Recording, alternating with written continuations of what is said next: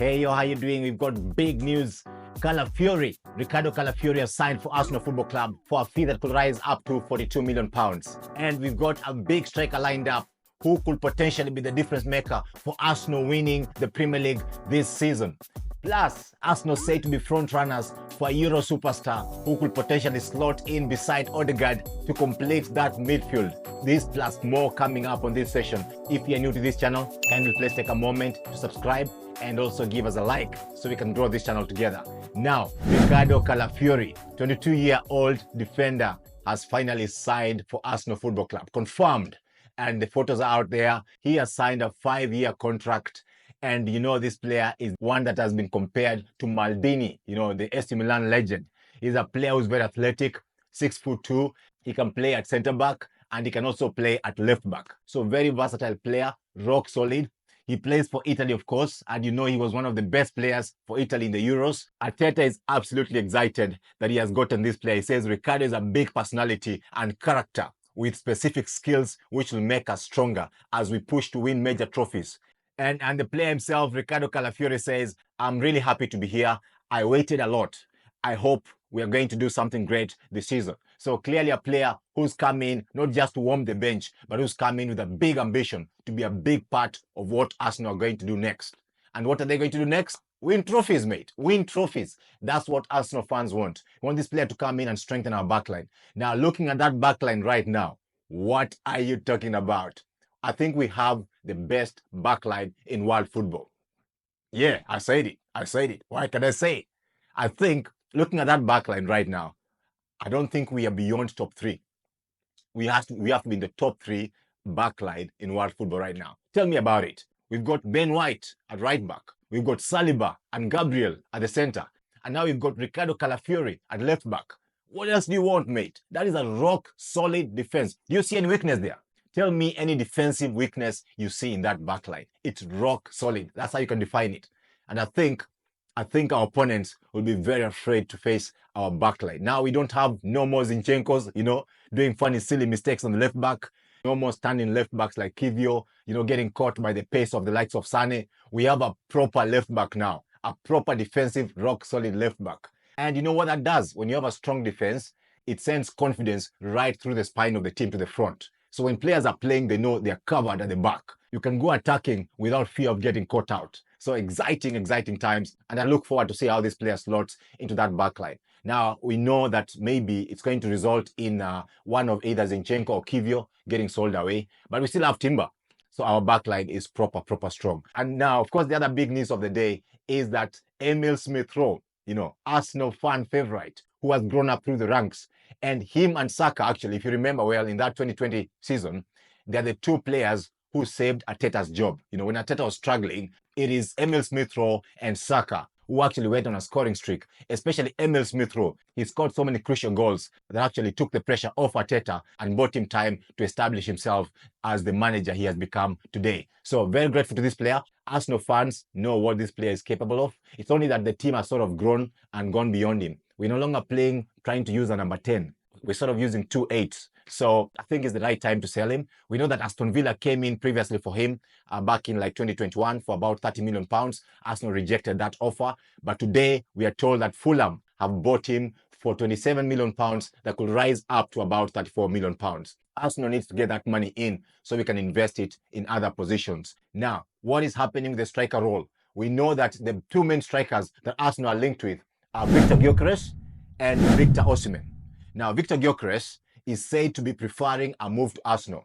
And according to Graeme Belague, Arsenal have been keeping a keen eye on this player during pre-season. He won't come cheap. They are demanding about 85 million, but this summer window has not been that crazy. No club is willing to pay those exorbitant transfer fees. So I guess Sporting Lisbon will have to lower their fee, and something around £70 million is a deal done between both clubs. Of course, we are told that Liverpool are in the running for this player as well as Chelsea, but Arsenal are said to be the club that the player wants to join and the front runners right now in the race for Victor Gyokeres. What are you getting? You're looking at a player who hit 43 goals last season. That is a big return for a striker. He's a top-notch striker. And once he comes and plays for Arsenal, a team that has got players around him who are top quality, he will have a great return for Arsenal. This player has got a potential of notching 25 plus goals and leading Arsenal to the Premier League title. I believe this player could be the missing piece in Arsenal's quest for the Premier League. What do you think, guys? What do you think? With the defense that we now have, Victor Gyokeres signing for Arsenal Football Club, could that be the last piece in the puzzle for Arsenal to be winning the Premier League this season? Now, if Arsenal fail to get Victor Gyokeres, they are still said to be in for Victor Osimhen from Napoli. But I think my hunch feeling is that Victor Osimhen is actually going to PSG, and the player that Arsenal are going to get is Victor Gyokeres.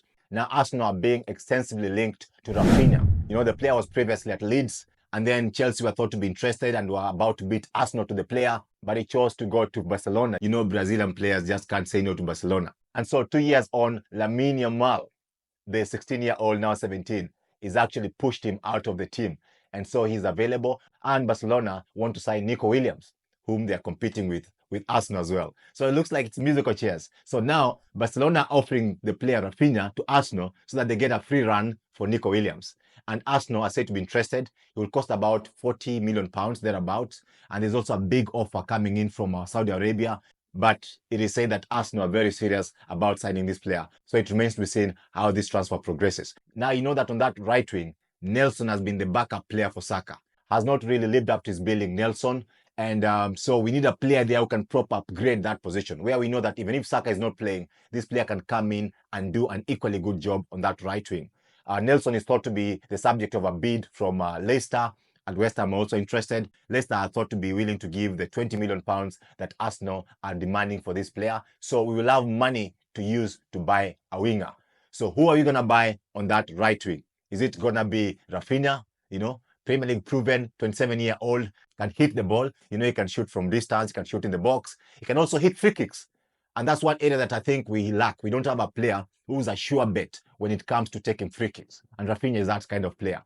Or should we use that money to buy other targets whom we have been linked with? The likes of MALEN from Borussia Dortmund. Or is it NIKO Williams? We go all in with the money and try to get young NIKO Williams. Let me know who you think could be the best replacement for Saka on that right wing. And then in midfield, we have a big player, of course, lined up. We've been talking about him on this channel. We've got Mikel Merino, who was a Spanish standout player in the Euros. Spanish international, plays for Real Sociedad, has played with Odegaard before when they were both in Real Sociedad. And Arsenal are said to be front runners for this player as well, because Barcelona are interested, but Arsenal are said to be more serious. And the player is no stranger to the Premier League. You know, he was at Newcastle in 2017, 2018, thereabouts. So he could slot in seamlessly into the physicality and the pace and the rigor of playing in the Premier League.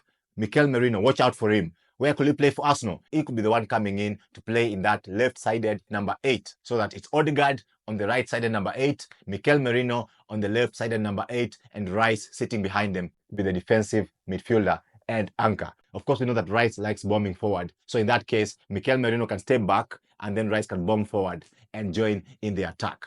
That is going to be a proper solid midfield as well, I must say. We have been a bit suspicious because we bought Havertz to play in that Xhaka position, that left-sided number 8. But Havertz has proven that he's not that kind of player. So we pushed Havertz forward and now he's playing number 9. So there's a gap there that we need a player there who can sort of make our midfield more solid and harder to play against.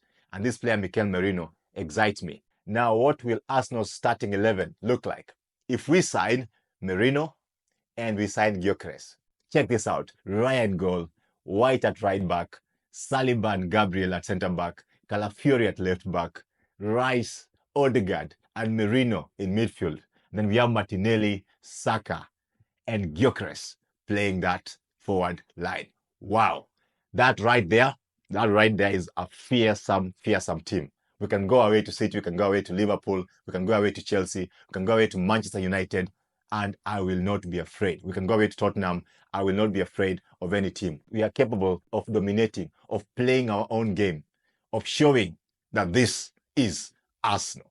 You guys, things are shaping up nicely. I'm really excited about the new season. Of course, we know that Nketiah is also on the outgoing list. Marseille are sought to be willing to give about 25 million. Arsenal holding out for about 40 million.